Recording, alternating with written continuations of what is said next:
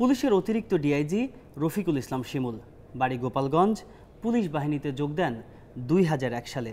দুদকের আমলে নেওয়া এই অভিযোগে বলা হয়েছে, মৃত বাবাকে ভুয়া মুক্তিযোদ্ধা বানিয়ে কোটায় চাকরি পেয়েছিলেন তিনি। এই পুলিশ কর্মকর্তার বিরুদ্ধে স্থানীয়দের রয়েছে নানা অভিযোগ।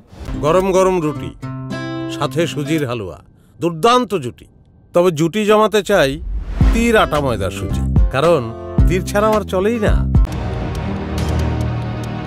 অভিযোগ থেকে আরও জানা যায়, তার অত্যাচারে বাড়ি ছেড়েছেন কেউ কেউ, মামলার ভয়ে দেশ ছাড়াও হয়েছেন।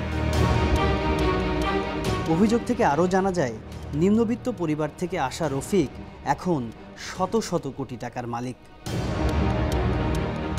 বাংলো বাড়ি বানিয়েছেন গোপালগঞ্জের পাইককান্দিতে, যেখানে অন্তত 30-40 কোটি টাকা খরচ করেছেন।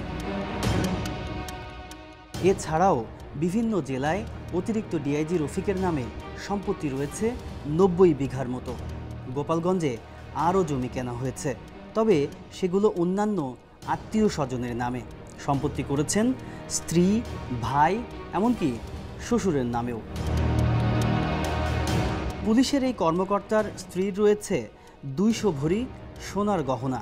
রাজধানীর ধানমন্ডি, উত্তরা ও যাত্রাবাড়িতে রয়েছে আলিশান ফ্ল্যাট। সারা দেশে সব মিলিয়ে তার নামে সম্পদ 110 কোটি টাকার উপরে। দুদকের অভিযোগ থেকে আরও জানা গেছে, রফিকুল ইসলাম শিমুল তার স্ত্রীর ভাই আব্দুল আল মামুনের শিপিং ব্যবসায় বিনিয়োগ করেছেন 74 কোটি টাকা।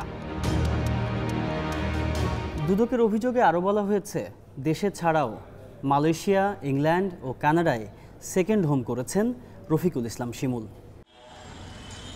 এসব অভিযোগ আমলে নিয়ে এই প্রভাবশালী কর্মকর্তার বিরুদ্ধে অনুসন্ধানের সিদ্ধান্ত নিয়েছে দুর্নীতি দমন কমিশন, দুদক।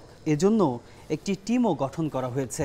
এরই মধ্যে আইজিপি বরাবর চিঠি দিয়ে এই পুলিশ কর্মকর্তার তথ্য চাওয়া হয়েছে। এর আগেও বিভিন্ন সময়ে অপকর্মের জন্য শাস্তির মুখে পড়েছেন রফিকুল ইসলাম শিমুল। নরসিংদীর পুলিশ সুপার থাকার সময় দুর্নীতির অভিযোগে তাকে পাবনায় বদলি করা হয়। সেখানেও মুক্তিযোদ্ধার বাড়ি দখলের চেষ্টা করেন। এ নিয়ে গণমাধ্যমে খবর প্রকাশিত হলে তাকে প্রত্যাহার করে পুলিশ সদর দপ্তরে সংযুক্ত করা হয়।